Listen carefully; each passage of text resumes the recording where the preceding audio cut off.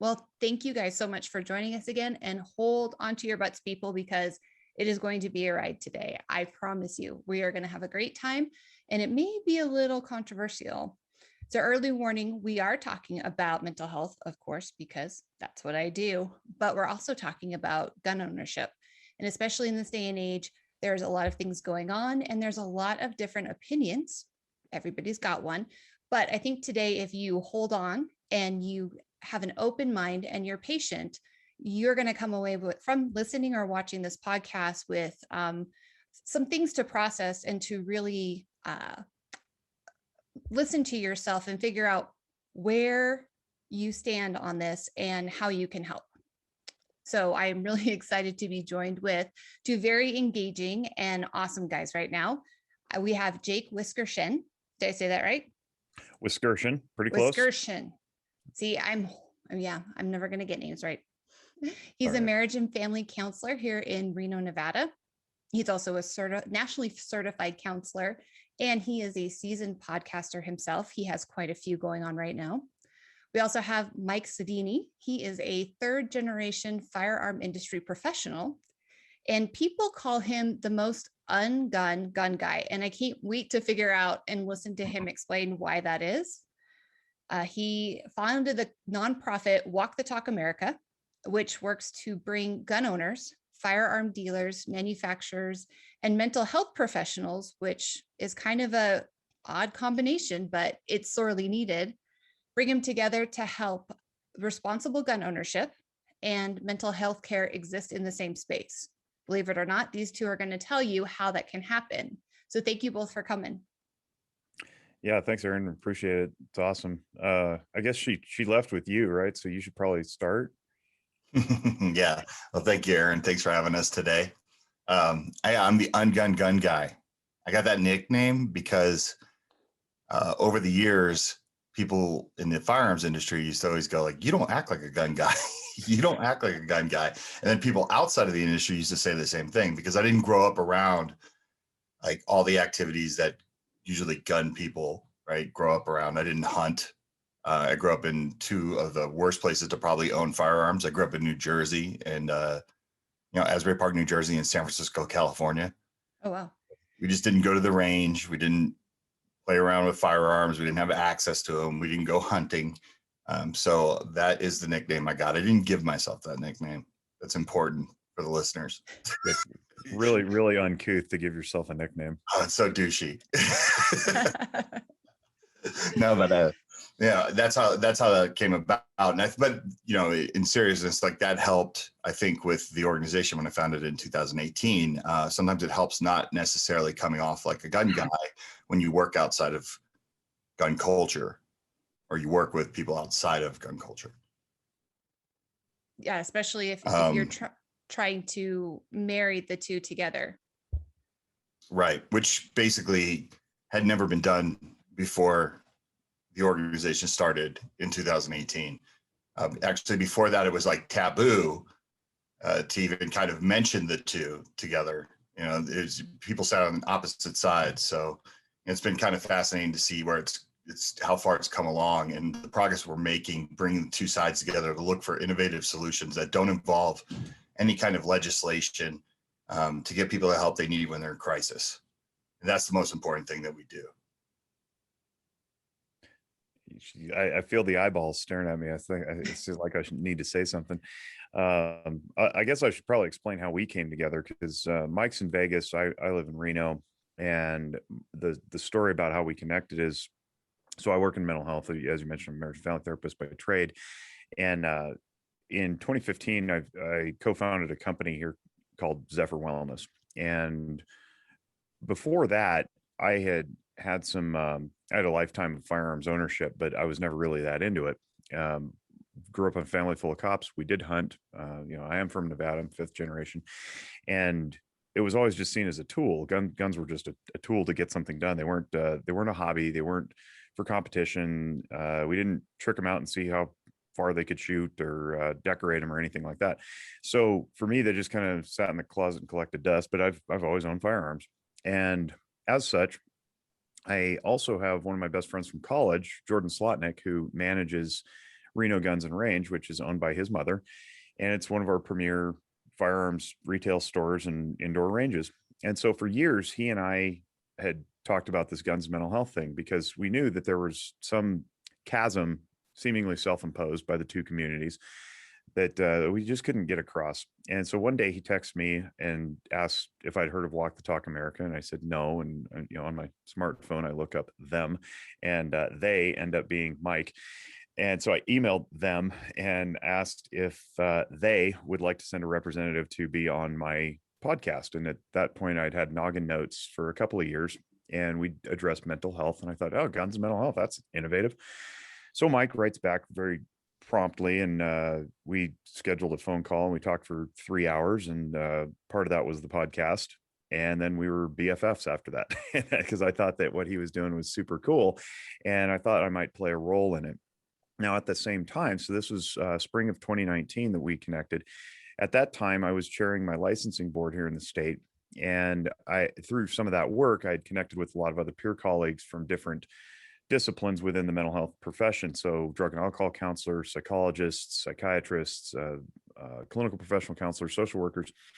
And I had also known some of their board people, their executive directors and board members and so forth. And I thought, what would be cool is to try to strip away some of the stigma of the profession, but also of firearms culture by teaching clinicians about what gun culture is, and then we can get continuing education credit for it. And I thought I had this brilliant idea, right?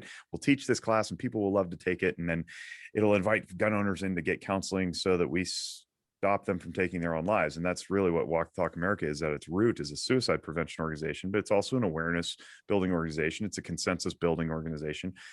So we did this, and we put these courses together, and they've been a wild success. And we could talk more about that in the future, throughout the course of our conversation. But I thought it was important that this was organic, and it was through somebody I'd known for years, and an idea that had just rolled around in our heads for a number of years. And Mike was doing it, and so it's probably instructive to the audience to understand where this came from too. So, maybe I'll kick it back to Mike, and he can share why this even came to fruition at all. Yeah, absolutely. So I owned a company that basically imported firearms from all over the world to the United States. So for the listeners, basically, if the company wasn't big enough to have their own presence in the United States, they'd find someone like me who handled their sales, their marketing, their customer service, their warranty. It was like a turnkey operation. Well, I build your brand in the US. Being that I was an ungunned gun guy, I was a product of nepotism. I didn't grow up around guns, even though we had a gun company in our family, which is kind of a strange thing to say.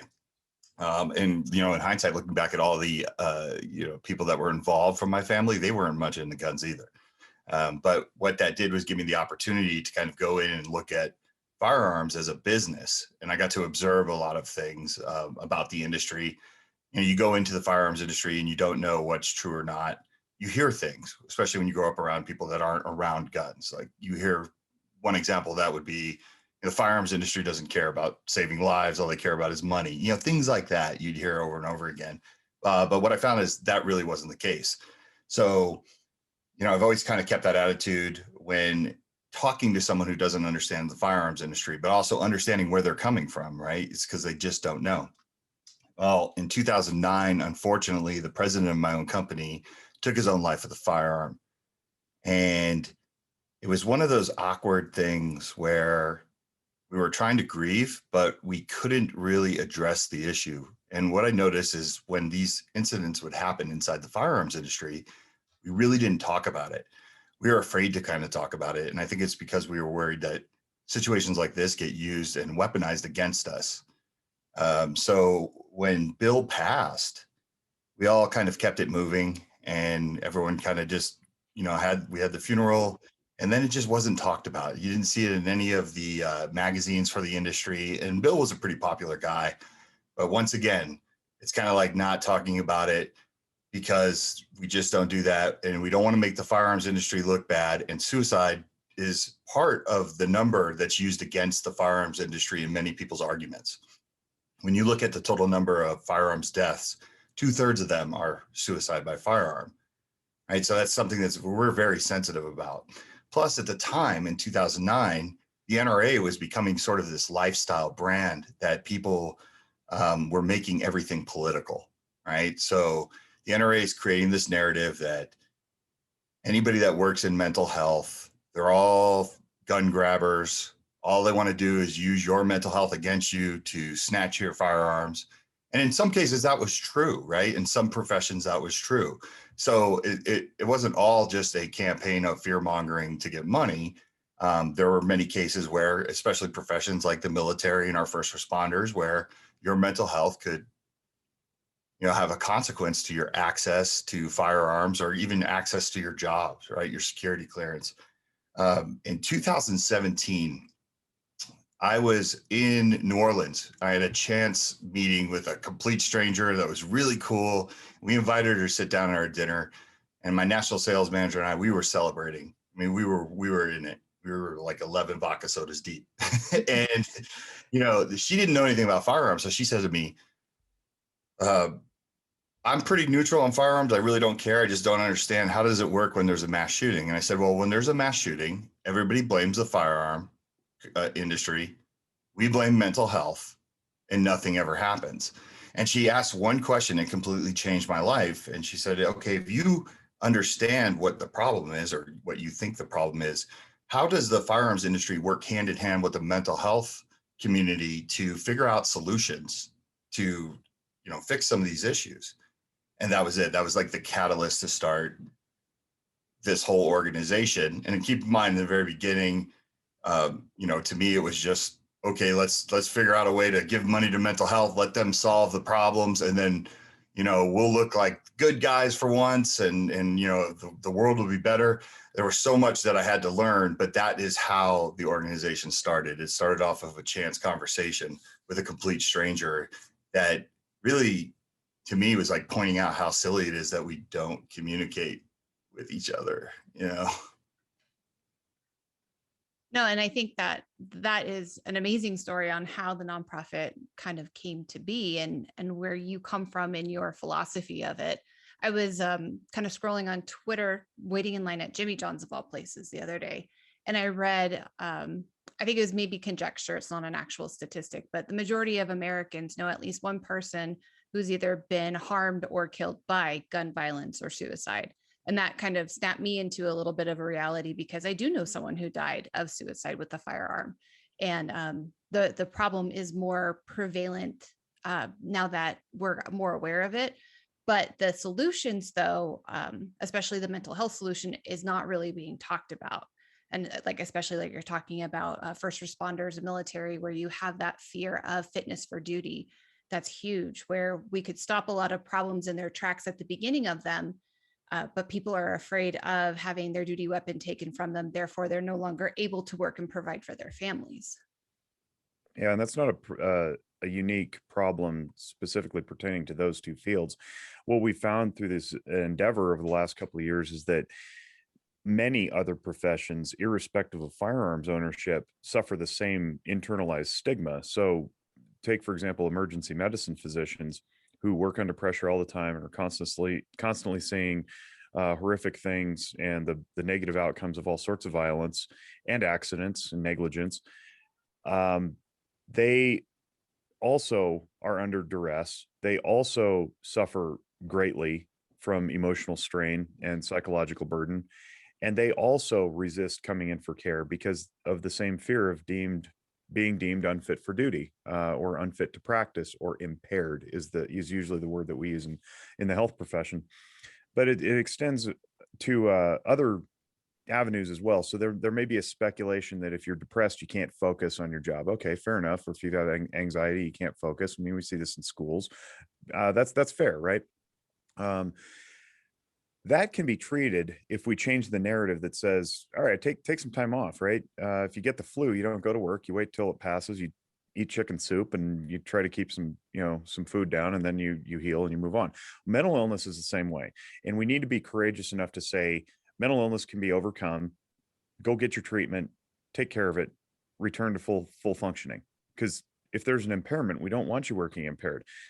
I'll borrow an analogy that one of my clinical director had a patient once who gave him this, and he said in his military experience, they would be out on a ruck perhaps, and if somebody turns his ankle and doesn't tell the rest of the group or tell the command staff, he becomes a liability for the rest of the trip.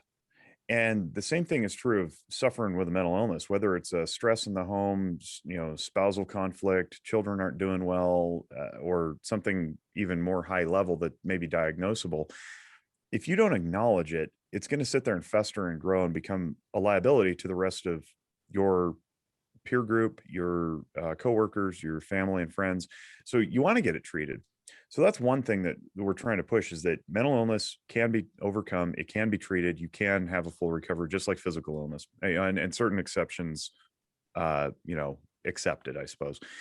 But I'm not here to talk about the exceptions. I'm here to talk about the vast, overwhelming majority of what people struggle with. You can deal with it. You can overcome it. But then there's the issue of not wanting to receive care at all because of the perception that if you do, you're inherently weak, and weak is being judged as bad, and who wants to be bad, right? So that would be some other professions that are traditionally tougher. Put that in air quotes for the people who aren't watching on YouTube. And the tougher professions, construction, plumbing and pipe fitting, even legal, right? Attorneys, and they have this internal stigmatization that says, don't go seek help or you're going to be judged negatively for it, and we'll mock you and ridicule you, and then you won't be welcomed in the social circles. And that's just as bad. And I think it still stems from the same root cause, which is, well, once I acknowledge that I'm struggling, then people are going to think I'm permanently struggling. And that's just fundamentally untrue.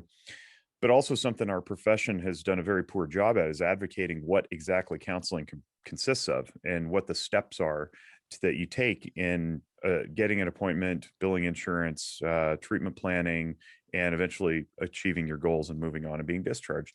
So we need to do a better job of advertising exactly what to expect. But then the insurance companies, to add a final touch on this, have, to my knowledge, still never, and we're the only profession under the medical umbrella that I know of, the insurance companies don't reimburse me, the clinician, for what we would call preventative care. So in primary care, in geriatrics, in optometry, in dentistry, pediatrics, you get a once a year, 4 times a year, pop the hood, check the belts and hoses tune-up, and you don't need a diagnosis. Well, if you come into my office, I need to diagnose you as being quote unquote broken.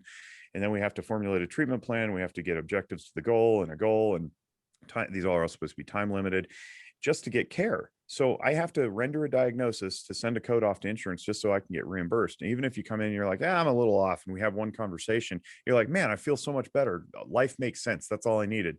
Thanks, Jake. I still have to do the full workup, and then I presumably discharge you after one session. It's absurd. And that in and of itself stands as a barrier to care, because people don't want to be labeled as broken just to go get a tune-up.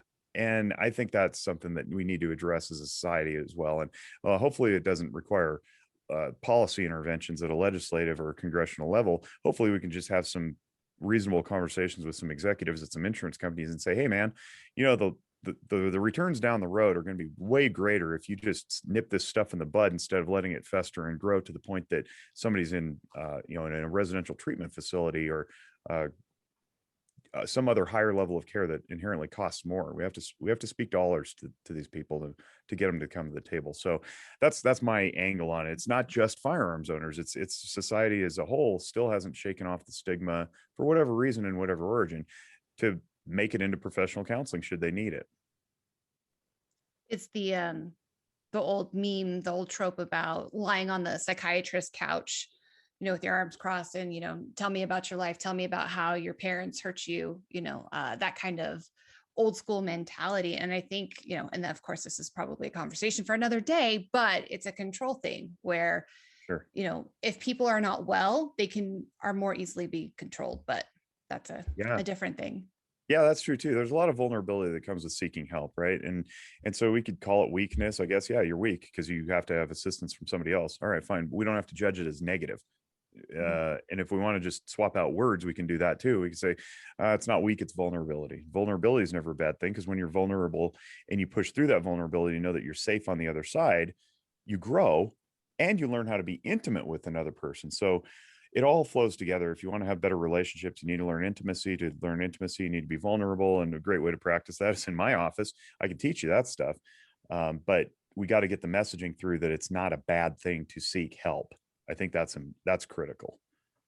And if you can put it back to being a firearm owner too, if you want to be good and competent at carrying your firearm for CCW, you need to practice, right? You need to go to the range, you need to shoot on different types of weapons that you're going to be carrying, use different types of ammo that you know that you're going to be carrying, get that muscle memory going, because you want to be competent. If you ever need to use your weapon, you need to know that you're going to use it right. So what's the difference between going to the range and practicing to be a good marksman, as opposed to going to therapy or counseling to practice being a good human? Exactly. That's Yeah, exactly. it's a weird though when you look at the firearms community, and I'm not talking about the person who just buys one firearm, keeps it in a safe, doesn't practice with it. But if you look at the people that are in it, right, that consider themselves part of 2A culture, there's a lot of alphas, right? And then you look at people outside of the industry, how they treat people that are knowledgeable with firearms. It's almost like the expectation level is that you can't be weak or have a weakness, right? Because that's the whole point. You're trained in firearms, whatever that is, whatever, because maybe movies cause that, right? But I've had people literally like give me powers that I don't have because I'm trained in firearms. And I'm like, if something pops off here, I'm running. You know what I mean? Like, don't necessarily think you can get behind me and I'm going to save everybody just because I'm a firearms owner, right? So it's this weird thing, though, where I think a lot of people take the role seriously and they kind of put themselves in that situation as I can't be weak, or these people look at me and they see like this badass chick, you know what I mean? That, if something were to go down and ISIS comes through the window, I'm going to be able to take care of everybody and end all these threats. And because that's what the whole thing is based on, right? It's a powerful tool that you have in your hand and you're trained with it, but it doesn't necessarily translate to you've figured out life and your brain can handle everything. But it's weird how we're given that power, or sometimes we take it upon ourselves to think that we're strong and that's how we deal with stuff. But yeah, you make a good point, Mike, about the protection, right? If you train yourself to be a protector, a defender, then there's this mentality of personal resilience that says I am relied upon by others, therefore I also must rely upon myself. And then that can be taken too far. To the point where you say, I don't need any assistance, which is fundamentally untrue, because you wouldn't make it to where you are in life without assistance from a whole bunch of people and places and things. So just think back to the instruction that Aaron was talking about. If you want to go out and train, somebody's telling you how to improve, unless you're like really good at it at self-evaluation, you put your own camera up. But somewhere along the way, you probably watched somebody else's video, you probably watched somebody else fire a weapon, you probably read somebody else's book at least. Or it took some instruction when you first bought it about how to dismantle the thing. Somebody wrote those instructions. Somebody wrote that instruction manual. You know what I mean? So like, there is no such thing as doing it on your own. It's just fundamentally untrue. And that just needs to get right out of people's heads. And I think once we wrap our minds around that concept, that there is nothing in life that I did, quote unquote, on my own. I could say, yeah, I founded my own company or whatever. It's like, yeah, not without help from my business partner and my parents giving me the loan. And oh, by the way, the bunch of employees that we have generating the revenue to keep it alive. There is no such thing as doing it on your own. So insofar as you need some psychological help or some help with emotional functioning, I'm a big advocate of saying that when you come into the counseling office, there's more teaching going on than there is anything else. I'm just, we could call it reflection, we can call it homework, but really what I'm doing is I'm teaching you stuff. And then it's your job to go home and do the repetitions necessary to become efficient at it. So, knowing your own emotions is a great way to learn about oneself and stabilize your own mental well-being. How are you going to get that unless you watch one of my YouTube videos? You're getting help. It's okay. Well, the other thing too, I'm learning more about childhood trauma and people who are raised by parents that were not emotionally available or emotionally immature or not developed enough. So as these people who are little kids at the time are not getting their hierarchy of needs met, they're becoming dysfunctional adults if they're not guided in the right direction. So we can kind of look at it as, okay, you're an adult, and you think that you're totally fine and you have normal relationships, but maybe you don't.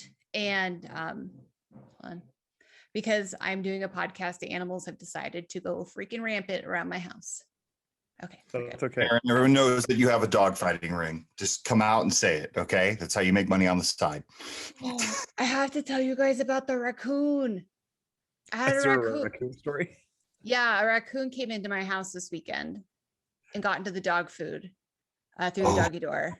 It's the second time this has happened, but I'll No. I want to hear the story. Did it do damage, or did the dogs attack it, or? So this happened last year this time, and the raccoon was coming in and out of the doggy door, and we didn't realize that that's what was happening. The dog had some scratches across his snout, and we're like, oh, what were you digging? Were you getting in the fence? What were you doing? Of course, he's a dog. He's not going to answer me, but I still expected an answer. And one night I realized that we have a big dog food tub thing, and it's got a big twist off thing. And so every night I would make sure it was tight. And then, 2 nights in a row, it was untwisted and there's dog food everywhere. My husband thought it was the cats. It's like the cats don't have opposable thumbs to twist, but whatever. So we set up a Ring camera in the hallway where the dog food was. And sure enough, a raccoon comes in through the doggy door and he unscrews the lid and is sitting there chowing down on my dog food. And my dog comes around to investigate what's going on and lays down like 5 feet away from the raccoon eating his food like this. Watches it go on? Watches it happen because he's scared because he already got his butt kicked by the raccoon before.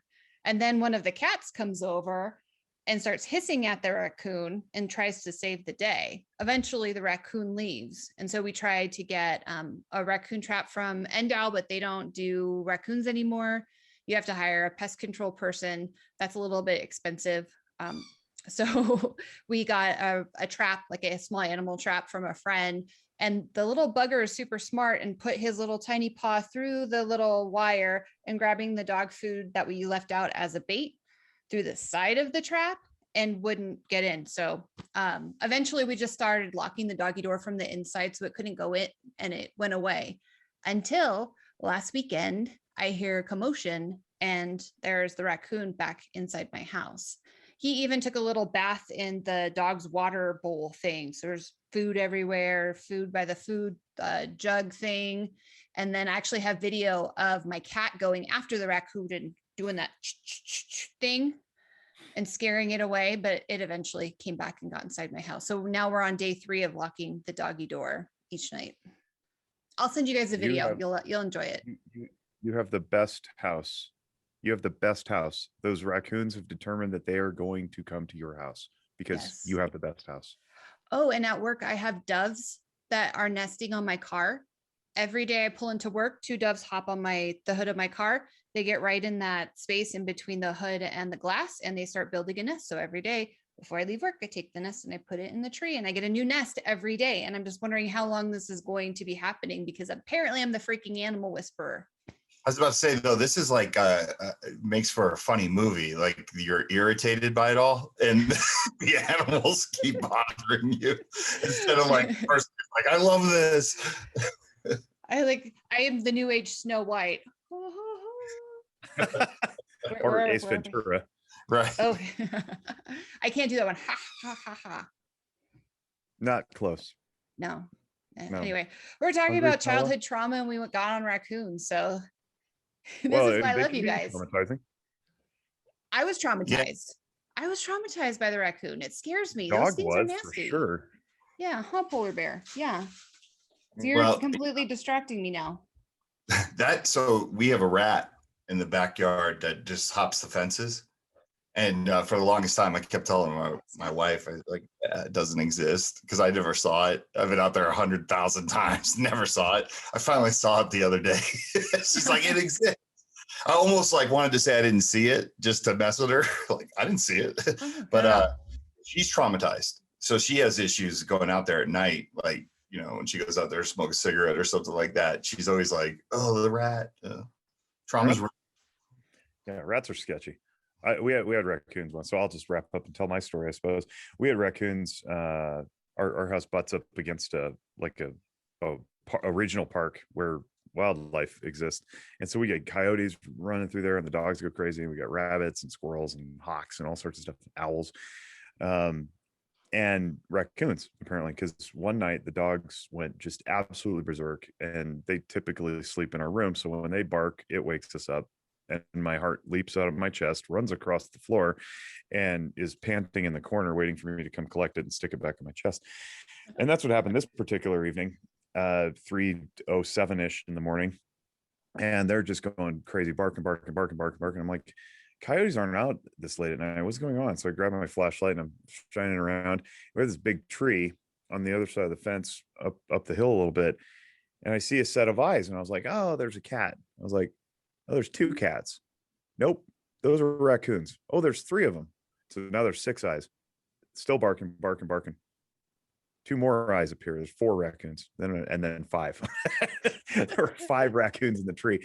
And the funniest thing was they they stayed up there. They scrambled up the tree because they didn't know the dogs couldn't get over the fence, right? Bark, bark, bark, bark. Finally, we get the dogs back in. It's like 20 minutes past. And I'm still staring at the raccoons going, how are they going to get down? And I watch and I watch, and they're looking and they're looking, and they look at me and they look at the ground. And then finally the first one like kind of attempts to run down the trunk of the tree and eats it. and there's bushes, so I can't quite tell, but I know it wasn't graceful. And then like one by one, the rest of the raccoons did, and then there's still one hanging up on the branch. I was like, come on, man, when are you getting down? I'm cold out here, like, end the show. And it just jumps. It just like, didn't even bother trying to go down the trunk because it watched its buddies fall. And it just took a nosedive right off the branch. It's like 8 feet off the ground. So that was the entertainment for my evening. No trauma to me, but entertainment for sure.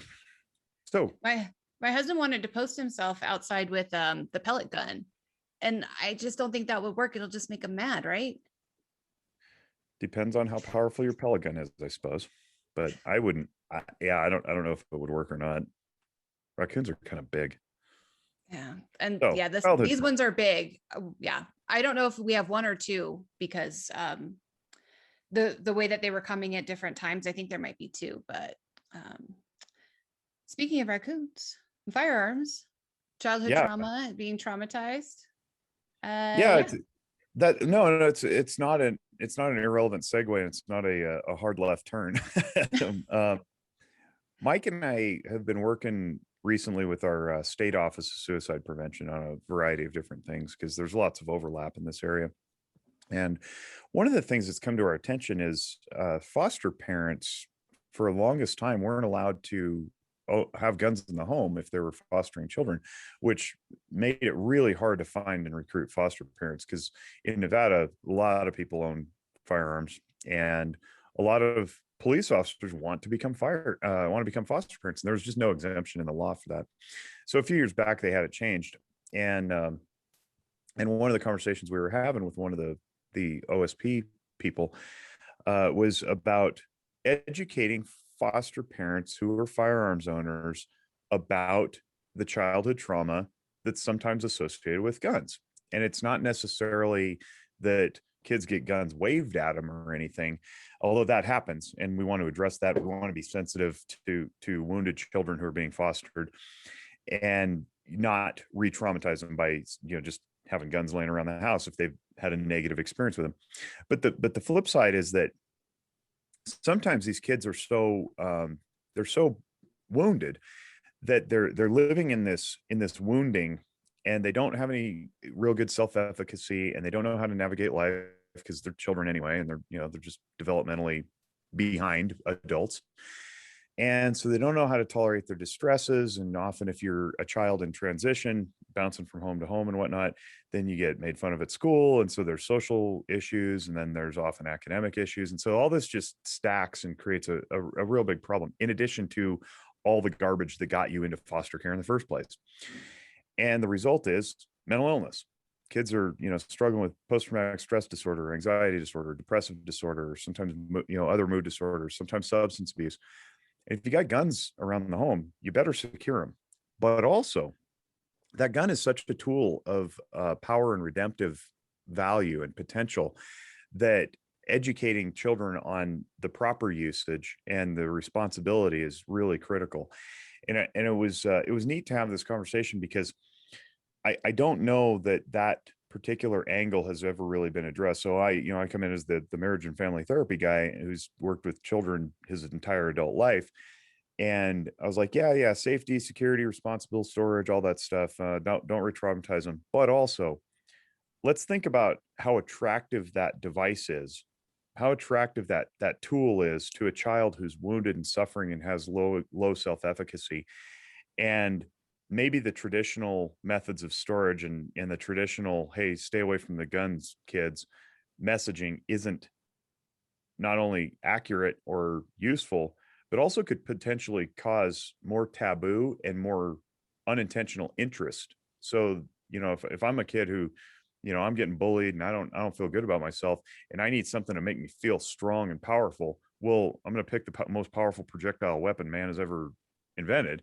And that might be a reasonable avenue for me to go and like alleviate some of my stress. So we want to be educational, and we want to be mindful that when foster parents who happen to be gun owners take these kids into their homes, that they look all the way around the box at all the angles and don't just use a one size fits all approach. So I just want to throw that out there because I think it's something that a lot of times people don't acknowledge, is that yeah, guns can be dangerous, guns can be used improperly, guns can be irresponsibly stored, but also they can provide a real attractive option for kids who are struggling, much like a structured environment such as the military can provide a real attractive option too, because it restores a sense of ownership and strength to the individual. I know plenty of young kids that if you tell them, don't touch this, don't do this, especially if they're particularly defiant, they are going to do everything in their power to do exactly Absolutely. the opposite of what you're saying. Yeah, that's usually doesn't work when you do that. Yeah, I don't know how many times I've been at a gun show and we have the Walk Talk America booth. You always get these guys that come up and they'll look at some of the programs we have or some of the things we're working on with like the safe companies, and they'll say like, oh, I don't need that. My kid's been handling firearms since he was 3. He's totally trained. And it's like, okay, well, it's not necessarily your kid, it's like your kid's friends when they come over to the house. And also what you think sometimes you don't. So like the owner of Cannon Safe is sitting next to me one time, and one of these guys is like low hard, like, yeah, I've trained all my kids and they know not to go near guns.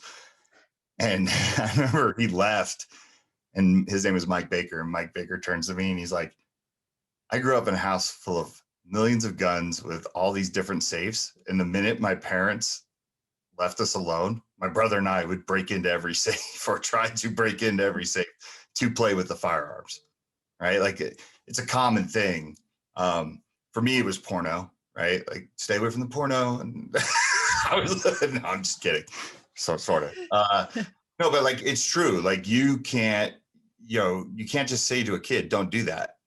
I mean, we all know how that works out, unless, and it's not necessarily the kid's fault. Sometimes it's the peer pressure from the friends, like, hey, show me your dad's gun or anything like that. Like, there's a psychological oppositional reflex that comes with being told something and not giving a reason.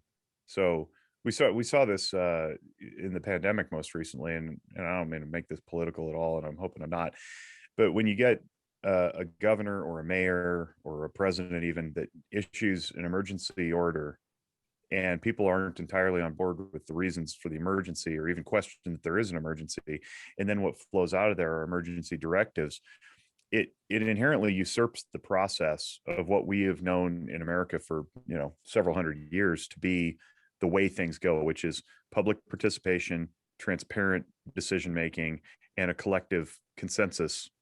Even if you disagree, there was the appearance or the reasonable understanding that there was a participation along the way. And so when you have a unilateral authority making decisions that are binding across a large section of people, there's going to be resistance. And similarly in the home or even in the workplace, when a boss or a parent makes a decision that's binding upon someone and they don't give them a reason, or they don't give them an opportunity to have their voice heard, there's going to be a a psychological resistance to that. People typically like to make decisions on their own, and not given the freedom to do so, they will do it anyway.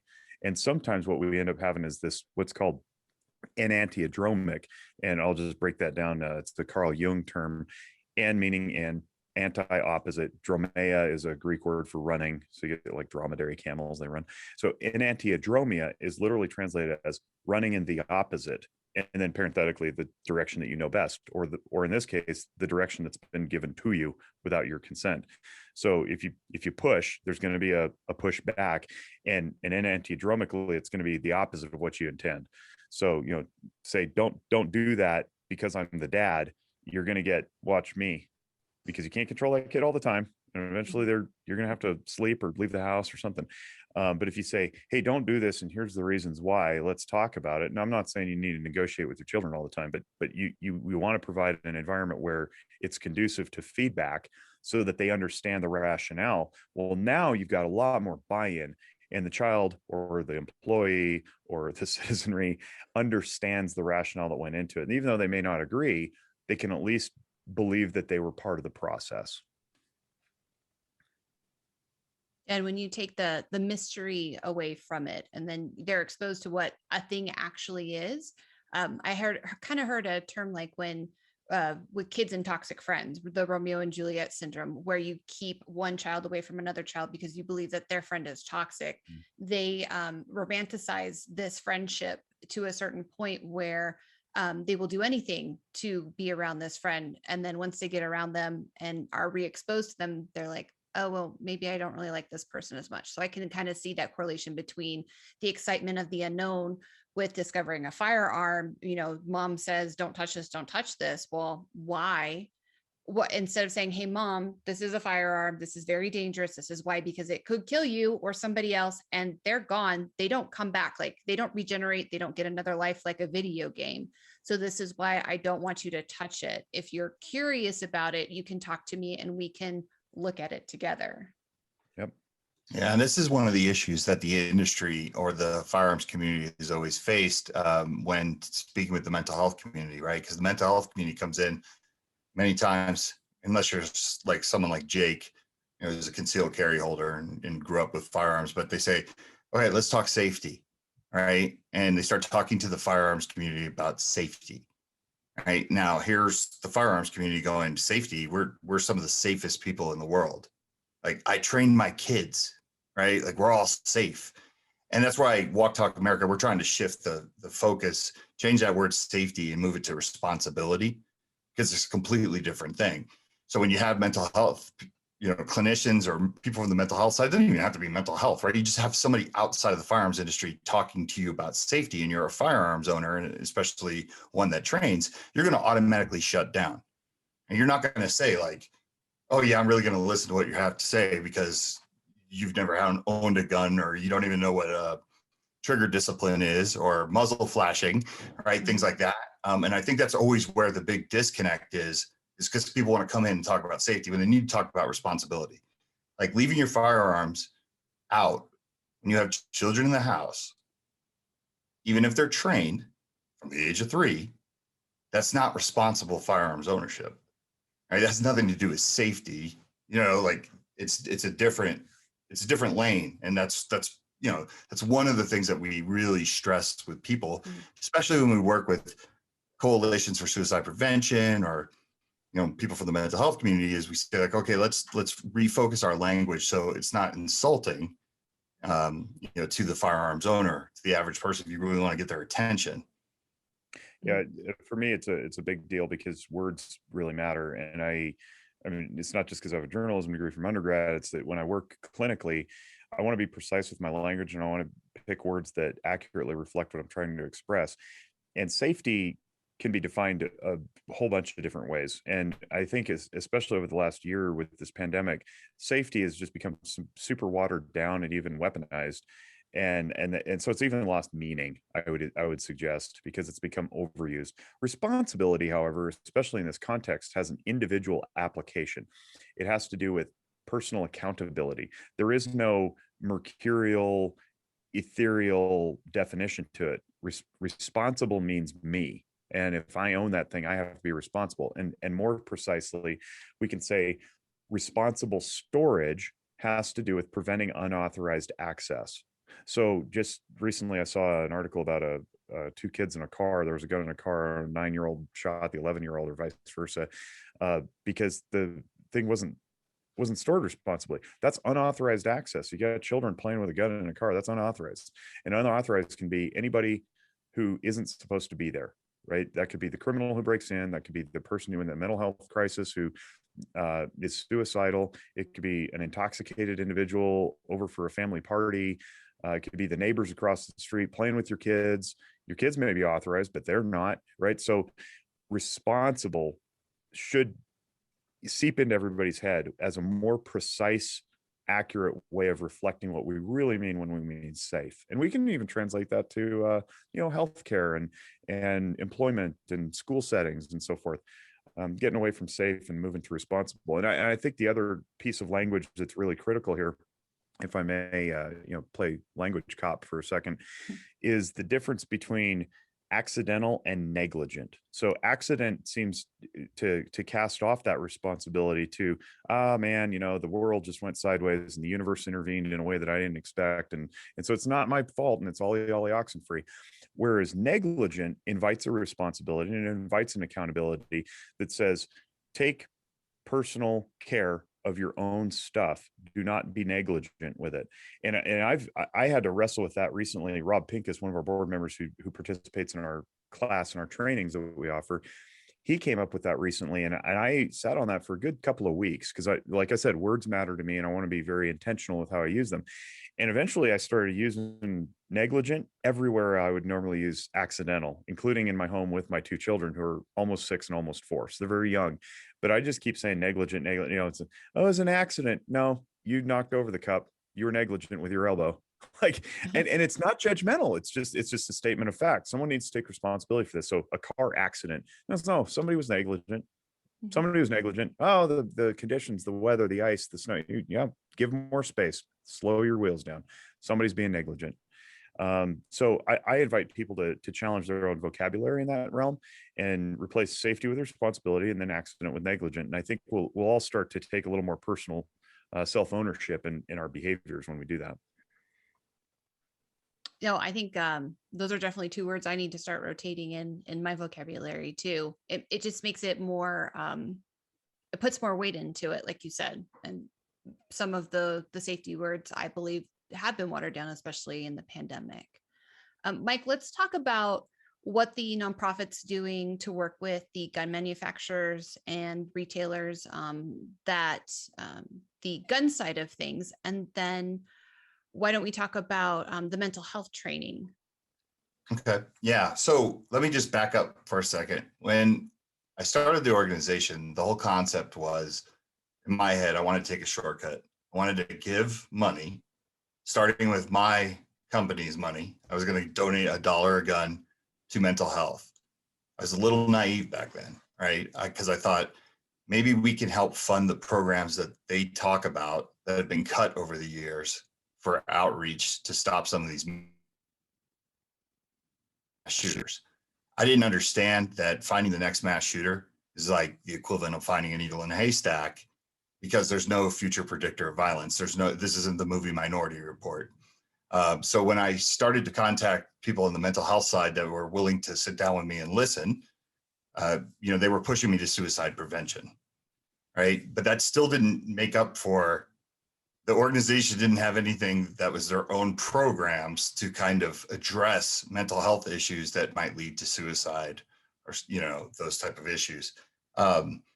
When that happened, it forced me to look at the inside of the organization and say, well, what can we do as the gun community? Anybody can hand money over to the mental health. Anybody could do that, right? You could go right now and donate $200 to Mental Health America if you wanted to, and feel good about yourself. You did your part. You gave them some money, to keep it going. But because of that, I looked at, okay, we have valuable space in the firearms community.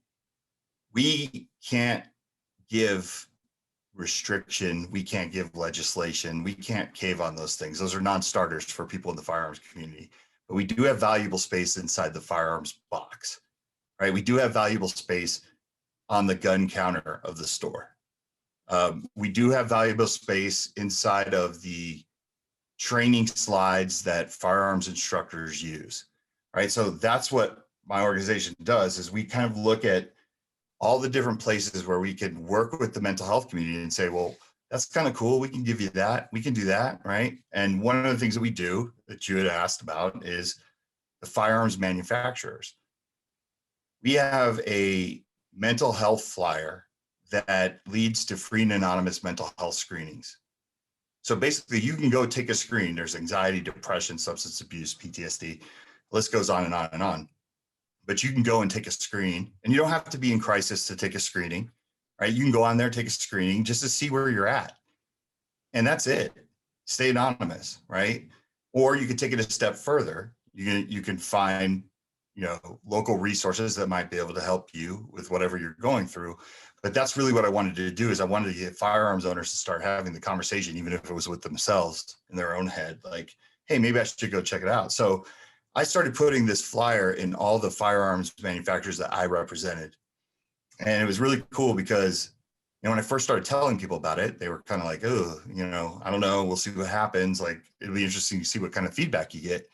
Well, it was all positive.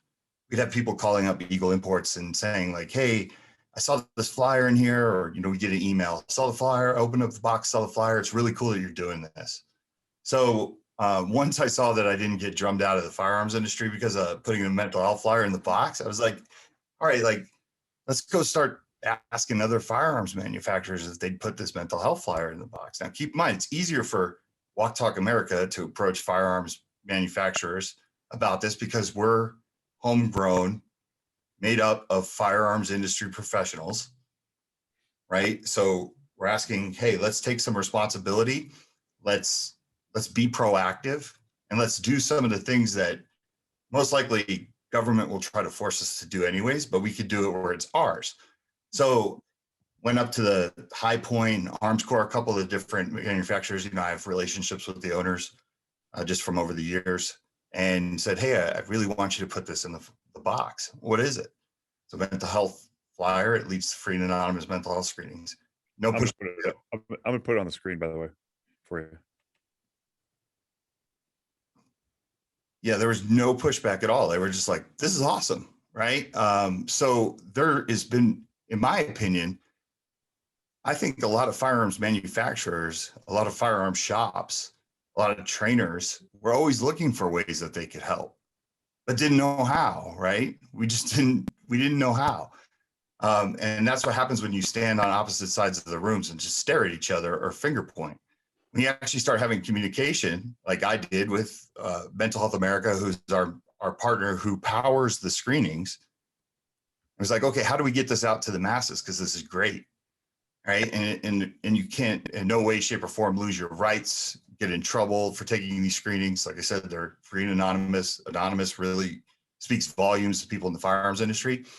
So those are some of the innovative ways that we're kind of bridging this gap and actually making a difference, by including this card, because the box is valuable space, right? And the best part about it is the manufacturers aren't saying, we'll do it if you pay me, this is what it would cost. Every manufacturer, and I think we're up to 17 now, has said, no, this is awesome. We'll totally throw it in there. No problem. And I love that. And I think it's good for the mental health community to see that too. Because if the perception is that the firearms industry doesn't do anything, it doesn't matter if it's true or not, that's their reality, right? But then, you lead by example. Don't just point out problems, come up with solutions. These are solutions that even the mental health side is like, that's really cool. That's awesome, right? And this brings us together ultimately in the end to try to save lives. So that's the firearms box. Yeah, beyond the box, there's a different flyer too, and I'll share this screen as well. It's the gun shop flyer. So if you have a retail store or range, it's very similar looking, and this is an old one. We've revamped it a little bit, but it says mental health. It's okay to talk about it on one side, and then on the back, it's got a big blank space where clinicians in the local area, and Zephyr Wellness has done this here locally, we can either stamp our logo on it, our contact information, or we can print it for them if they want to, kick down and pay for their own flyers, because it's advertising really. But these sit passively on the shelf, at the register or wherever. And while the transaction is being run or the background checks waiting to come back, whatever it is, people can pick it up and look at it like they look at any other flyer that's sitting there. And it passively says, hey, we as a store, we as Firearms community, we endorse getting your noggin checked once in a while. And it provides the link to the free screenings. And I'll share the screening link too, what it looks like on the website. So for the listening audience who can't see it, we have, if you go to WTTA.org/love, which is the screening link, you'll see it says, take a mental health test, right? And there's the Mental Health America logo there. You scroll down and you see 13 different screenings. There's depression, anxiety, bipolar disorder, addictions, work health, PTSD, parents, youth, eating disorders, psychosis, and a couple of them in Spanish. So the anxiety and the depression tests are both in Spanish as well. So you just click on it, you work through, answer 6 to 8 questions. It spits you out a number. If the number's higher than you like, maybe it's time to go contact a counselor like ours, like our shop, and take care of it. So you asked about the course though, and I think it's a good segue into how do these people get professional help if they want it. For many years, like I mentioned before, we've sort of stood across the self-imposed chasm, and Mike alluded to it, like, something, tragedy strikes, and these two sides, and I hate using the sides thing, but they blame each other. And so as a result, I think mental health clinicians have become largely suspicious of firearms owners. We don't understand them. A lot of us don't own them. There's political differences, whatnot. And so as a result, there's not a box to check on a biography page, such as like on psychologytoday.com, where lots of us have ourselves advertised and our business is advertised. They have different demographics and different things you can check in different specialty areas. Well, guns is not one of them. Second Amendment ally is not a box that Psychology Today offers. We'd love for them to do that. We haven't yet reached out to ask, but we kind of wanted to have some competence built in behind it too, to substantiate that it's not just some whimsical fancy that, like, oh, I like guns, yeah, I'll check that box. We want some teeth to it, so that we can, as clinicians, we can say reasonably, upon questioning, here's why I'm competent to deal with this demographic. And that brings in our cultural competence course. So I alluded earlier that when Mike and I met, and I had this great idea that we could get continuing education credit for teaching mental health practitioners about firearms culture. Well, we went ahead and did that, and we did it twice in 2019. They were both in person at Reno Guns and Range at the facility. We had 12 or 14 people in each one, and that's about as big of a group as we could manage. We had another one scheduled for Vegas in March of 2020. We were anticipating that one to be a little larger, but then the world ended, and so we had to scrap it. And that was a blessing in disguise, because what it did was it forced us to reevaluate whether or not we needed this thing in person, because the original courses, there was a shooting component. You actually put them on the range, and we presumed that the attendees knew nothing about guns, so we put a gun in their hands and said, here, shoot. And it was very cool, but it was also intimidating, and we realized we had to look at a different side of the box and get out from behind our own side of the box, and realize that for people who are suspicious or skeptical or otherwise skittish of being around guns, going to a gun range for class is not real enticing. As it would happen, we all moved to Zoom, and we all have these virtual meetings now. And we thought, hey, what a great idea. We'll just take the course virtually. Mike and Rob and I can prepare the same exact materials, and we'll just present it in a virtual setting. And that way people can do it from the comfort of their own home. It's sort of at arm's length. You don't have to get up close and personal, but we can still get them the information across. And so we did. In the first class we did in October, had 74 or 76 attendees. And the next one we did in December had 234 or 236. It was crazy. Like we had such a great, overwhelming participation all across the country too. It wasn't just Nevada, although it was heavy Nevada. And it was awesome. And now that course is hosted on our website for free. If anybody wants to go take it, it's 3 hours long. Take it. There's a quiz at the end. You pass the quiz, you get a certificate. You can wave that in people's face and say, I'm I'm trained in and educated in firearms cultural competence. Well, here's the best part. 2 more classes are coming. There's a part 2 and a part 3. And if you do the whole program, you get a certificate. You get certified as firearms competent. So we love doing that. We love being that vehicle. But what's even better is now that we have put some people through, we're creating a database by which they can advertise themselves on our website. So no longer do you have to speculate as to whether or not the counselor you're going to go see understands you and your culture. You can just know for sure that if they have that little Walk Talk America badge hanging on their signature, their website, or they're hosted on our website, you can walk in with confidence knowing you're not going to be judged, which is everything. That's we want to remove barriers to care so that people can come in and get the care they need and stop being suicidal and stop having the conflicts in the home and the workplace and stop the addictions and all that stuff. So we're really encouraged by the feedback we've gotten and where the program is going, and it looks really, really cool. There's lots of other future endeavors that we're excited about, things like bringing it to children's programs and teaching families and foster parents. And there's been a great groundswell of support for that particular program. And we couldn't be prouder of it, honestly. Yeah, it's the way that me in particular is the ungun gun guy. Like what I love about the way that we've done this, and obviously I look at everything like, these are obviously my children, right? All these programs, and Walk Talk America is my baby. But I will say the one thing I'm proud of, and it's guys like Jake and Rob, is we just do a great job of making it okay. Like no matter what you're feeling, like maybe you're just like, I don't even really like guns, right? That's okay. Like we know that you don't like guns because A, they are scary, they can kill, and you don't want to see people die. And for the majority of the country, if somebody doesn't like a firearm, usually it's because they don't like the destruction that can come with it. And we have to understand that. I mean, there's politicians obviously that have, agendas and they act like certain ways. But the average person on the street, like, I hate firearms. And usually what I try to do, and this is the attitude I wanted to have with the class, when I meet somebody that doesn't understand firearms, they're firearm ignorant, I always try to say, look, we have these conversations, but before we begin and it gets like to the debating thing or you're asking these questions, at the end of this, 2 things are going to happen. You're either going to say, I just hate firearms. I wish they'd all go away. Little unrealistic, but I appreciate that. Or you're going to say, I need to rethink the way I think about firearms.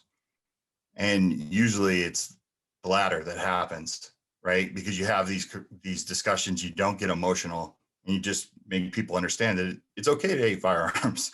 You don't have to like everything. But that's how I feel the attitude of the class is. So even if you're the most, and we had somebody, Jake, I'm talking about the when they did the survey at the end, there was somebody that took that and said, one of the questions was like, what's one thing that you really took away from this that's really special or something like that? I'm paraphrasing, but it was, before I took the class, I was super anti-gun and now I'm moderate. Right. And that's exactly what I was just explaining. Like that, we love that. Didn't have to go pro, like super gung-ho gun person now, but I'm moderate. Right. So I think that's why the class is effective.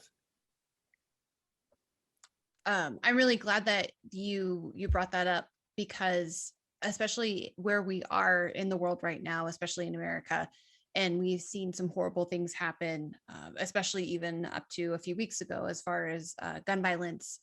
And but then also on the flip side of being the pro 2A and people who are stuck in the middle because they're drawn to the fact that bad things are happening by bad people or people that are not in the right place, but feel powerless to do anything to stop it or help it. And at the same time, still want to keep their own firearms and their own constitutional rights, and to do it in a respectful and safe manner. What kind of advice would you give to people who are kind of in that middle space and trying to figure out where they stand and how to help? Does that make sense? Yeah, I was one of those people until I linked up with these guys and got corrupted. But I was ambivalent. I was like, oh, nobody really needs to own an AR, like. And then I was like, and then I got some education about it, and I allowed myself to change my mind, and I didn't want to cling rigidly to the viewpoint that I had that magazine capacity restrictions are okay, because I, I I'd like to think I'm wise enough and humble enough to know that if a whole bunch of people believe something, it's worth listening to, even if it's QAnon, right? There's a reason that people need to believe in the things they believe, and we have to pay attention to that because there's merit to it. There may not be merit to the content of it, but there's merit to the reasons, right? And that's what I do in psychotherapy. People come in with all sorts of issues, and I want to understand the reasons, because to them, whatever they're doing makes sense, no matter how heinous or indescribably weird it is. It makes sense to the individual. So you got a community of Second Amendment advocates out there. It's like, okay, I'm not getting all the picture, right? So I listened, and I heard the social ramifications, the economic disparities, the racial injustices, the history of firearms in America that I thought I knew, but I didn't. And then the fundamental right to defend oneself with one's chosen tool. It's not about needing an AR-15. It's about you can have one because you can. That's it. That's end of discussion. And debates can be had about the limits to put on how far to take destructive weapons, right? Just like we can have debates about how far to take freedom of speech or any other rights that are enshrined in our Bill of Rights or are otherwise stated in our Constitution. We can have those debates. That's fine. But to make it monolithic and say thou shalt not because of me, in my perspective, is woefully inadequate. And I'll say something else from a clinical perspective. We have to be mindful of what our neurological functioning is doing when we see things on TV, in print, on social media. They're designed to grab your attention. Since newspapers were a thing and since they've been profitable, they've been designed with headlines to sell newspapers. Now it's clicks, and that's how you get advertisement money. That's how you sustain your media vehicle. So knowing that, and knowing how commercials work, and knowing how subscriptions work, you can pay attention to, and you can learn more about this on the Zephyr Wellness YouTube channel. I have a whole series on emotional functioning videos, or a whole series of videos on emotional functioning. But in your limbic system, you have to know the difference between thinking and feeling. And if the primary drivers for advertisement and clicks and ultimately your eyeballs are excitement and fear, because they get you to act in a certain way, excitement to go buy the new iPhone, fear to go yell on the courthouse steps to motivate your legislators to do something, or fear, because firearms community is guilty of this too, fear to go buy guns to protect yourself, then you can notice that and push through it and not act out of emotion, but instead act out of logic. And here's what I'm going to share the screen one more time. People don't know this stuff, so I like sharing it. So here's what I'm showing here for the listening audience who isn't on YouTube is there's 3 overlapping circles in a Venn diagram. One's large, the next is a little less large, and the third is very tiny. And in order, they go suicides, gun deaths, mass shootings. So mass shootings is entirely inside of gun deaths. Gun deaths and suicides overlap because not all suicides are by gun. And then I have statistics from 2018 from the Centers for Disease Control here in the United States.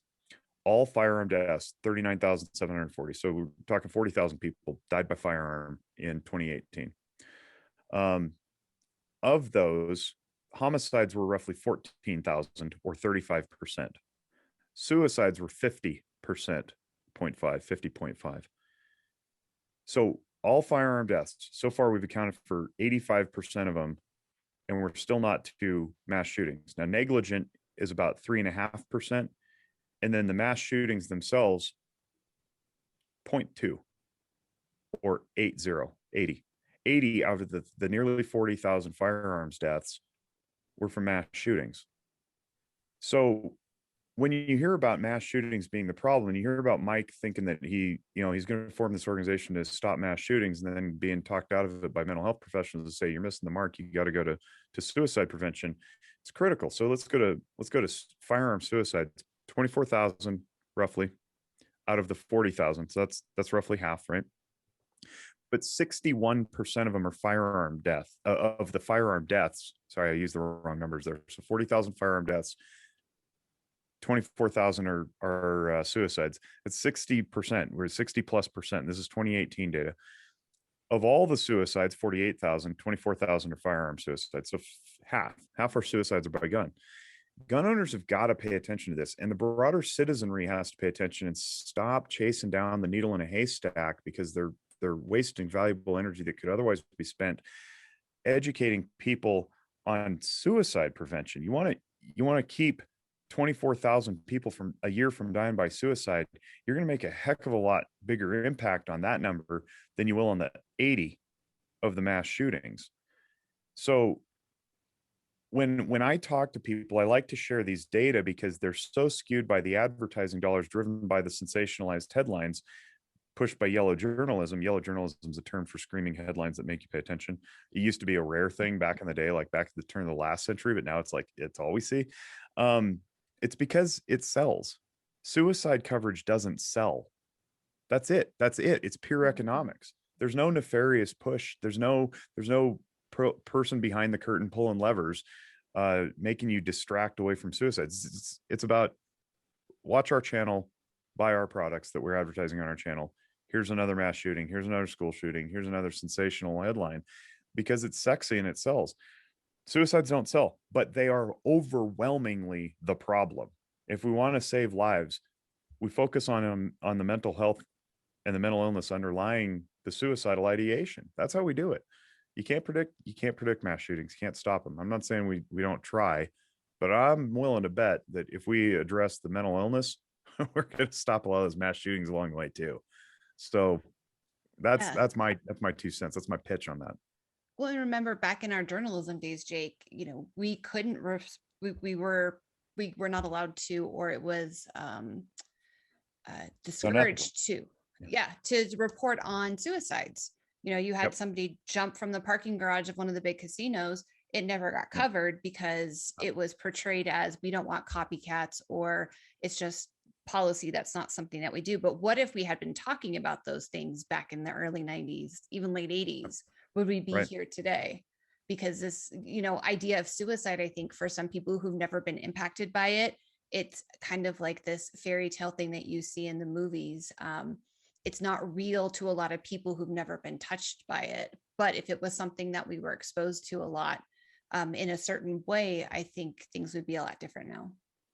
Well, it's mysterious too, and you don't get closure a lot of times. We've had enough conversations now that I'm comfortable speaking for Mike on this, saying with a homicide or otherwise violent act attributable to a source, you can point your finger and say, that's why it happened. Suicide, the perpetrator and the victim are the same, and you don't get answers. Mm-hmm. They're gone.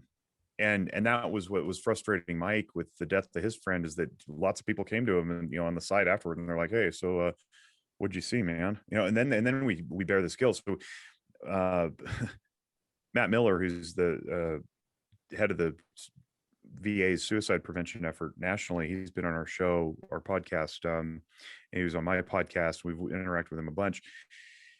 This is the national director of the VA suicide prevention program, right? He says, I don't know if suicide's preventable. Like, that's really powerful. And when you dig into it, most people cock their heads or cock their eyebrows and go, what are you talking about? And it's the idea that on its face, we don't know because we can't see everything. Okay, I yield to that. That's fine. But the messaging that comes with suicide is preventable invites a shame and guilt to the survivors around that person that can never be resolved, because it suggests that something could have or should have been done along the way. Well, if it's preventable, who dropped the ball? Mm-hmm. And that's just not true. It's just not true most of the time. And I think that's a point well taken, so that when we have the suicide loss survivors, as we call them, the people who are still alive after a person dies by suicide, we alleviate their guilt and shame by not putting any more on them, by asking them, hey, what did you see? How did you, were there any signs? Did they leave a note? Because the implied parenthetical that follows is, why didn't you do anything? Shame on you. And now we have a ripple effect through the entire crowd of like, oh man, maybe I should have done something, which doesn't help any, because then we get more stress after that.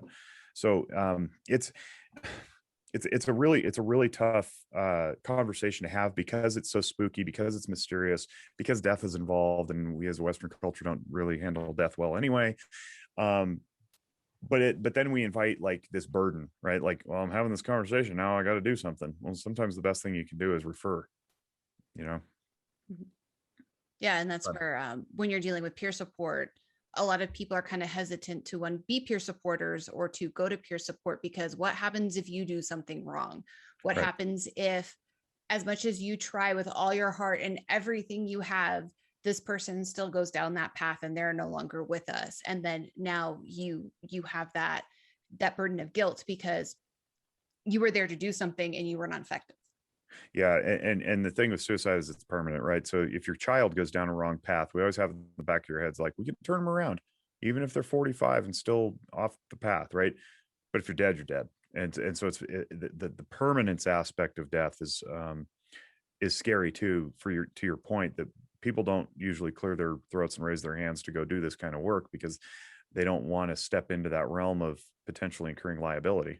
Even if it's not legal liability, it's personal psychological liability. Or just being, chased by the angry Twitter mobs too. Oh yeah, there's that. Yeah.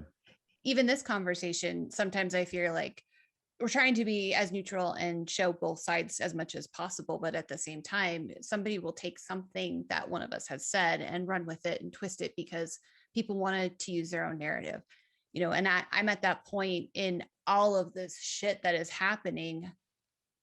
I just want people to be reasonable and to listen to each other and to give each other grace. And it's just so crazy right now that we're very one side or the other politically. We're one side or the other when we're talking about gun rights and also mental health too. So how can we have mental health and gun rights and responsible gun ownership live together in harmony, where we have people like Mike's talking to different nonprofits and different advocate organizations, and you guys are you're working hand in hand. So how can that happen more? Well, for me, it would many times the Walk Talk America just be the first one to do it, right? The first one to step out on the ice and just say like, okay, I'm either going to get drummed out of this community, or, hey, listen, there is no glory or money in helping people. We've set society up that way. So like, if I get drummed out of the firearms community because I'm trying to save lives here and I'm trying to make the firearms community step up and do more than everybody else, like that's my goal. I want to get the firearms community or industry to where the alcohol industry got with DUIs.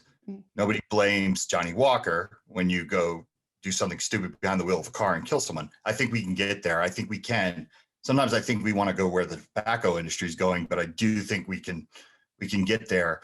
But my thing is just do something to kind of initiate people to want to help or make Earth better, right? I had to do a lot of these things. I didn't know how they were going to react to it, but turns out that it's okay to kind of talk about mental health and suicide prevention inside the firearms community. We were talking about it in, dark shadows anyways, right? Like closed doors. Let's bring it out in the forefront. I have this saying, like a socially conscious 2A.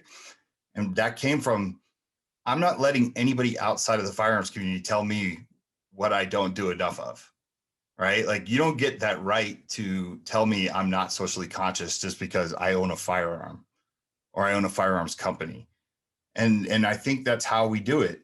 We keep breaking down these walls. These stories become anecdotal at some point, but there's enough of them that I know that it's working. And there are times when I cross paths with anti-gun organizations, or they sway towards that way, right? And when they find out what Walk Talk America is doing and all these different programs, I can see it in their face. It's genuine. They're really blown away, because once again, they had that perception going into the conversation, right? Because it's like, oh, I'm going to talk to this guy, and he's probably going to go probably from the cold dead hands, no restrictions. So no, sorry, we can't even have a conversation.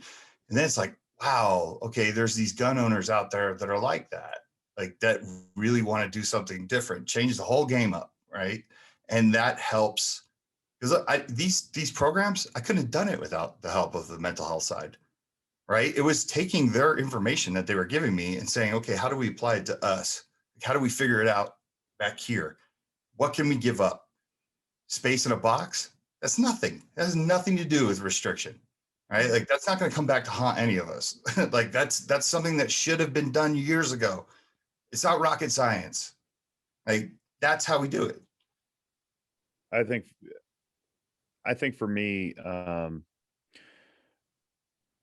I say this story frequently, and I'll say it here because I might as well. I had to come out of the closet as a firearms owning clinician to my own clinical community, and I know that I took heat for it. People, you ask how do we do this? It's individual. It has to be an individual choice. We have individually made the decision, Mike and I, to step forward and be bold, whatever that means. Be courageous, knowing that not everybody's going to agree. Some people have such fragile egos and need such a certain view of the world that's not aligned with reality. It's just their view, that they will seek to confirm their biases no matter what. And you're never going to win those people over. So my advice is, when that happens, you ignore them and move on, because even though they tend to hold the bullhorn and they shout the loudest, they represent the smallest percentage. Meanwhile, there's a whole bunch of other people who are in line and really aligned with your desires and your movement. I've experienced that repeatedly. I don't like it. I like consensus. I like agreement. I like people to. I like 100%, right? Especially when things make sense. But sometimes ideologies and beliefs get in the way, and people just can't change their minds. Okay. And then sometimes those people end up being so insecure that they believe that they need to tear you down or shout you down or otherwise disparage or besmirch your good name or reputation. Okay. I've been fortunate so far not to have that happen on a big grand scale like some other people I see in the social media world. But I watch very carefully and I pay very close attention to how they handle it. Some don't handle it real well. Some just capitulate to the squeaky mob, and then they lose their voice, they lose their efficacy, they lose their traction, and then the cause is long gone. That breaks my heart. But then there's other people who withstand it, and their influence grows. And yeah, the squeaky mob gets a little louder, but they tend to be anonymous, which is really interesting to me. But what happens is they're able to achieve that on what I think are two distinct principles, and they usually go together, I believe, but not always. One is a well articulated, clearly decided rationale, purpose, mission, and vision for why they do what they do. They are anchored so firmly in an unshakable foundation of what they believe is right and true, and it usually is because truth resonates with people, that when they get attacked, the attacks come off as absurd. And so even though they get voice, and I'm thinking social media, right? Usually this is where this happens. The attacks are, they just fall off. This is like water off a duck's back. It's there for a little bit. You're a little wet, you're a little cold, but eventually it rolls back into the pond. And the duck keeps swimming. And the other thing is an unshakable faith that continuing to move forward will build momentum to the greater good. And I think that what we're doing here not only is well articulated, it's anchored in truth, and it's definitely for the greater good, that it's really hard for people to attack it. And so far, the only people who have attacked it are either anonymous or they fall into that category of I'm just not interested in changing my beliefs because I've made my mind up, and I know from what I have interpreted you to be all of who you are, right? Which is totally not advisable. People can be many things, but they tend to fall into those two categories. And so it's like, okay, you're just trolling, or you really, really, really, really, truly believe in your beliefs and you're never going to move off of them. All right, that's fine. My train is still pulling out of the station, and on it are like several 100,000 passengers. I don't really care that the 15 of you aren't getting on. I've given you a fair shake. I've given you lots of time. I've even invited you to dialogue, and you've rejected all those invitations. So we're just leaving you at the station now. So I have a lot of belief that we're going to do that. And so if we start doing that, long answer to your question, what people can see in us is, well, Jake came out of the closet as a firearms owning clinician. Maybe I can too. Because guess what? We have statistics that back up that about half the country either owns a gun or lives with somebody who does. So if you're a clinician, you're a physician, you're an attorney, you're whoever you are in your profession, listening to this, and you're like, I just don't need to care about people with guns. That's half your clientele. That's half your clientele. You're really gonna be willfully ignorant about the culture of half your clientele, no matter what it is you do. And especially if you work in my profession, where we're dealing with people who are in crisis, who are struggling with mental illness, who don't make great decisions when they're emotionally flooded, and we have to talk them through all their options. And we're just going to like shirk the responsibility of understanding the most lethal form of suicide attempt. That's foolish. So I like to call my own people onto the carpet and be like, hey, if this is burning your ears, you might want to pay attention to it, because that's the quickest way to identify a blind spot is if you get defensive. That's the area you need to work. Yeah. And keep in mind too, like one of the other things that I'm very proud of this organization, everybody that's been involved, is we just don't get into political BS. Like my opinions on the border or abortion or transgender rights, this is not what we're here to talk about. Those don't matter. Like we want that checked at the door. And those are for private conversations or whatever amongst you. Like we refuse to get, we refuse to feed the troll. Right? Like we won't do, there's all these different organizations doing great things. And you see like some of the leaders of them say something really that has nothing to do with what they're focusing on. Like we're focused on making Earth better, providing help to people who are in crisis that need it, specifically firearms owners, and suicide prevention. Like the rest of the stuff, that's for other people to talk about on Twitter. You know what I mean? Like that's not our place to do it. And I feel like that has helped a lot because there's organizations out there. You know, I say this all the time. Like, believe me, I make fun of my own people the most, right? Pry it from a cold dead hands, like get off my lawn. Like I need those guys to be like that. Because what happens is people are like, I can't talk to that guy. I can talk to you, man. Like, let's have a conversation.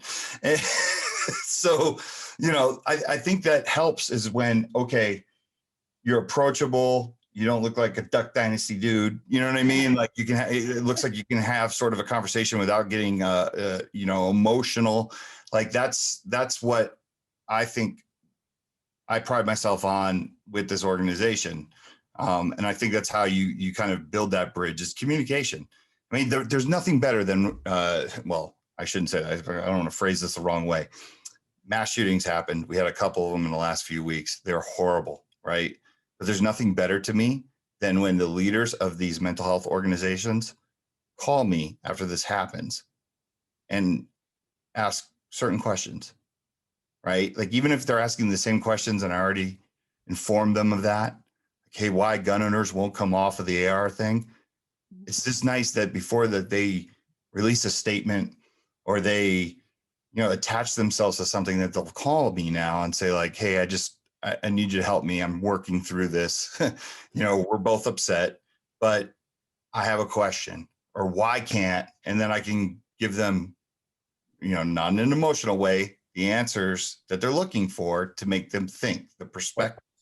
Why don't you share that, by the way? Those couple there's always two or three things that come up. One of it is the AR thing. Why don't you share that? So if anybody's listening and they're like, yeah, answer it. Like we do, right? Yeah, Absolutely. Like well, that's one of the great things about the organization is one of the programs that we have. It's not an official program per se, is that we bring mental health professionals from different organizations to work our booths at gun shows.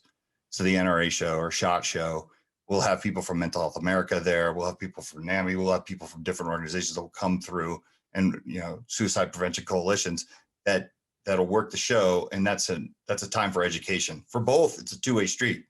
Right. So I could take that person around. I could actually show them with the firearms physically in other people's booths, the AR, the mechanics, the difference, what things are as an issue. Because people are always just like, well, if you just gave up your ARs, that would solve a lot of problems. Not realizing that it's going to create a lot more problems, and giving up ARs won't stop these mass shootings. It won't even put a little dent in them. Nothing's going to change, right? But you can't get that education without first having a relationship, a trusted one, with someone that can explain it to you. And because you're not into firearms, I might be able to tell you that, and then 2 days later, you're going to forget. But you need to know that the door is always open to come back to me, to have me explain it to you again.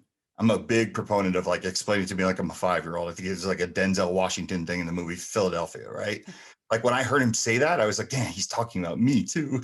Like, no, because sometimes that's what you need, right? You need somebody to be able to explain it to you again, to make it make sense. And also your ego, you don't want to get yelled at, or you don't want to piss somebody off while you're asking these questions. And that's really what I feel like we do. And I think that helps. So break it down. Why can't we just give up the ARs and it'll be okay? Because AR mechanically is a semi-automatic pistol, like the one that was used in Boulder, right? Or a semi-automatic rifle. It's one shot, one per click. Yeah. Per click, right? And because the AR looks like a scary full automatic weapon that the military uses, and that's the narrative that's always put out there, it's hard for people to wrap their head around when they see like grandpa's hunting rifle that's wooden, right? They totally separate that from an AR, which is called assault rifle. Like, we could actually do a whole show on this. We can spend. In fact, if you want, there's about an hour of our 3-hour course on the website. If you want to just watch us talk about this stuff, Rob does a great job of breaking it down, and it'll answer a lot of questions. I think that's how people move from totally anti-gun to, oh, now I get it. I don't have to be anti-gun because now I get it. Because there's no, the answer, by the way, is where does the line get drawn and why? So if it's based on looks, well, that's pretty silly. If it's based on mechanics, you're talking all the guns, Right. all the guns. And so you can't draw a clean line that's going to make everybody, and I'll just put air quotes around this too, feel safe, because it's not about feeling, it's about practicality. So what are we practically going to do to eliminate firearms deaths? We got to eliminate the firearms altogether. And, that's good luck with that, I guess. I mean, there is a mechanism for that. It's available under the Constitution. You can repeal the Second Amendment. That's fine. Nobody's going to try it because a survey just came out recently. 1,000 people were polled. It was really well balanced. 49% of the respondents voted for Trump. 51% the respondents voted for Biden, and almost 71%, 72% of them are gun rights favorable, either extremely favorable or mostly favorable, and only I think 6.5% were strongly opposed, with like a collective 16 or 17% opposed. So you got a bipartisan cross-political survey that says almost 3/4 of the country, and it's 1,000 people. The N is not huge, but it's big. That say 3/4 of the country aren't going to go for a constitutional amendment change to get rid of gun rights. So that's kind of off the table, practically speaking. So that leaves us, what kind of control do you put in place? Background checks, we already got them. More background checks. You're not going to stop the criminals. Mental health. We want to put mental health into a background check. Not wise. Anybody who touches a patient should not sign on for that, because then where does that line get drawn? Does it go into physical health too? What happens to HIPAA as a federal law? Is going some your medical stuff goes into some central repository. That's not wise. So it just becomes this big bogged down mess, and we just don't need to talk about it. We need to talk about helping people in practical ways, and that's education, training, personal responsibility. Hopefully it starts with the youth, but we'll keep doing what we're doing and having conversations about it with flyers. And you were telling me, Jake, too, before that, you were helping teach clinicians and other mental health professionals how to evaluate someone who got their guns taken away. Can you? We are not there yet. So Okay. You're diving into red flag laws and why we would even have such a necessity. So people don't just get their guns taken away very often.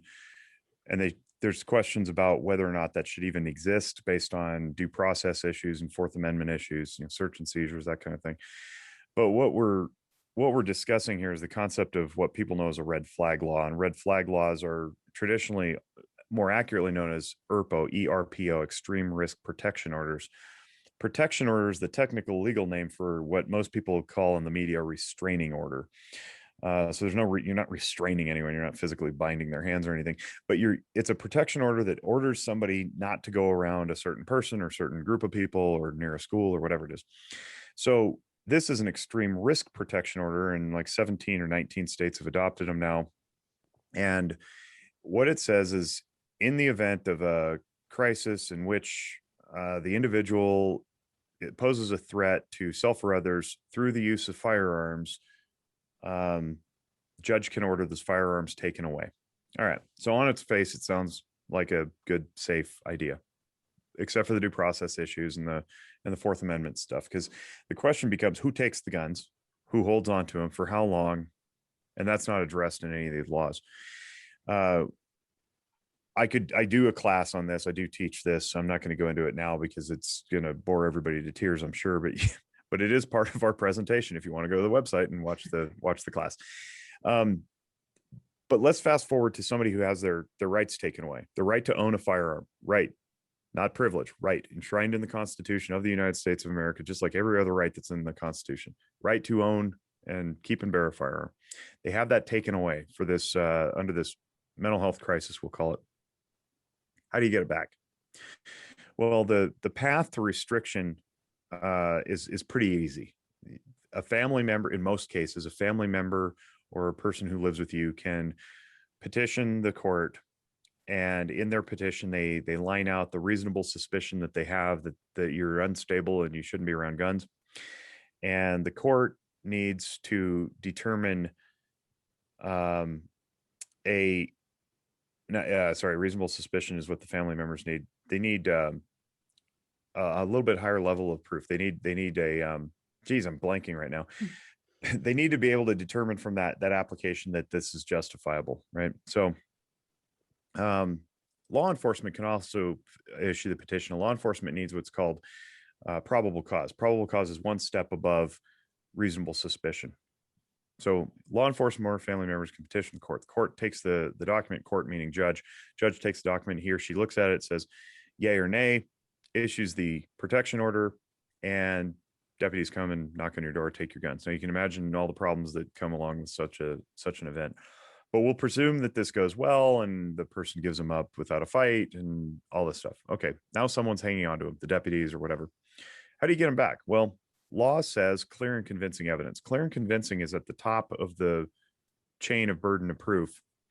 So you only need a reasonable suspicion to get your rights taken away, but you need clear and convincing evidence to have them restored. The problem is no one knows what clear and convincing evidence is.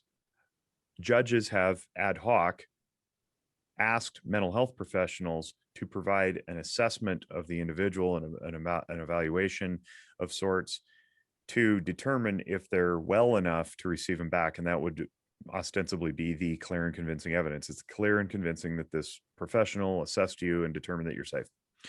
Okay. How many professionals are comfortable doing that? How many have been trained? Is there a training program? No, there aren't any to any of those questions. And the guy who originated this, his name is Johnny Pirelli. He's been on our podcast too. He wrote a book called The Behavioral Science of Firearms. It's about 600 pages long, and it's very, very good. but it is the seminal work that kicked off this whole conversation, because he was getting asked by local area authorities and individuals themselves who maybe needed a permit to purchase a gun, saying, hey, I need a gun eval. Hey, Dr. Pirelli, give me a gun eval. And he's like, what's a gun eval? And he scoured the literature. He consulted with his colleagues up the chain to his old professors, and across the board, couldn't find anything, because there isn't anything. So he wrote this book. And from that book, we create our course. So presumably by the end of taking our course, a clinician can say, I, Your Honor, am certified by Walk the Talk America with the only, now Johnny's doing one too. He's got a 10-hour course he's about to unveil. So it's like a train the trainer kind of thing. But outside of our two programs, there is no certification for somebody who can go in and assess an individual and restore their firearms rights. And these assessments cost lots and lots of money. They're only available to people who have money. So you can imagine now where the red flag laws go with regard to disproportionate enforcement of these laws upon minority communities who don't maybe have access or means, or who are otherwise judged, impoverished communities who don't have the means or the knowledge. So we as an organization, we oppose red flag laws because they create all sorts of problems, but also because it stands as a barrier to care, psychologically speaking, when you go, I don't want to go to the counselor because I might be deemed crazy by either the counselor or my wife or whatever it is. And then my rights are at stake. So we don't like the red flag laws because they presumably just send out this message that says, if you go get care, you could potentially lose your ability to carry guns.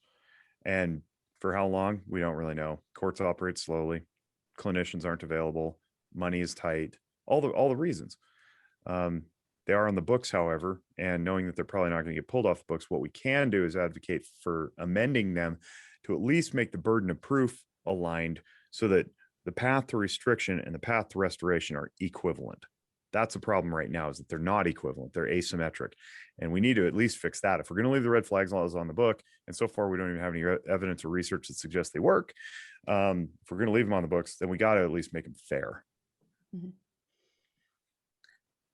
I just figured out what time it is. I want to I could talk to you guys all day, but I do want to be respectful, and I have a feeling I'll be seeing you guys again soon anyway. Is there anything that you guys want to talk about or to say before we go? Preponderance of evidence is the phrase I was looking for. The judge needs a preponderance of the evidence stated in that application to issue the order. And no, thank you for having us on. I guess, I'd like to just tell the audience where they can find us if they want to hear more or find out more. Go to our website, WTTA.org or walkthetalkamerica.org. And then on social media, we have a YouTube channel. On social media, we're at Walk the Talk US, Instagram, Twitter. We're pretty interactive. There's about 3 people that kind of are always there rotating things. So we get back to messages very fast. But yeah, go to the website. You can see everything we do. It's too hard to cover everything we do in a small block, but check it out. Can anybody take those classes on your website, or do you have to be a mental health professional? No, anybody can take them, and they're designed for that. So for Nevada, for example, they're good for post certification training. So post stands for Peace Officer Standards and Training. That's the people who certify the police, the sworn people. And if you're a law enforcement officer in Nevada anyway, our course is good for that as well, because you need continuing education as a law enforcement officer. And I would presume that if you live somewhere else and you're hearing this and you want to take the course and use it to your benefit for your continuing education credits, because we cover suicide, because it's a cultural competence course, I would have a tough time believing that any licensing board or credentialing body would turn that down. So yes, it's available to everybody. It was purposely designed to bring in both the clinician and the layperson, as well as anybody who's just curious, and you get a certificate. Who doesn't want more certificates? Gold star for me. Gold star for me. Was there anything you wanted else? Oh yeah. Is there anything else you wanted to talk about, Jake, before we go? You got raccoon fatigue. Okay. No, I already plugged myself enough on the YouTube channel, but I am a big fan of understanding emotional functioning. So Zephyr Wellness, zephyrwellness.org is our company's website. The Zephyr Wellness YouTube channel is where I would send people, and then the podcast. We have Mike and I host a guns and mental health podcast, and the conversations are very powerful. They're really good. They're fun most of the time. We cover a lot of really good stuff. The guests are amazing, and I would invite people to do that, subscribe, and share it around. And I say frequently that this stuff doesn't do any good locked up in our heads, so we want to get it out and make, like Mike says, make Earth better. Like, that's the point. I'm on Twitter too, at Jake Whisk, if anybody Awesome. cares. Everybody cares. It's Twitter. But I Too will much post sometimes. I will post the links to all of your guys' different resources, and then I'll see if I can find that book that you were talking about. That way people can click on it and have easy access to, oh gosh, my brain. Easy Behavioral science of access. firearms. Yes, that one. Yeah, I have no words. I'm super grateful to you guys. I learned a lot, and I'm still processing a lot of the things that you said, because I think for an average person, it's hard to kind of see both sides and feel both sides, depending on how you grew up or your own mental health. So I appreciate everything that you guys said. And yeah, I'll probably have so many more ideas to talk to you about later. Yeah, well, we're here. Yeah, absolutely. Thank you for giving us the opportunity. I know we shot way over what we were supposed to do, so I appreciate you also being a little lenient on that and letting us. We can get a little long-winded. We live this, Yeah. I just let you guys go because you're so good at it. You didn't even need me to be here. You could have just given me the file. No, it's good though, and I appreciate the work that you do too. So I'm excited to have you on our show and talk about the dispatch world and Nevada peer support and all that stuff, because it's very, very good work and people need to hear about it. So I'm honored to be a part of other good people doing good things. It's fun. Thank you.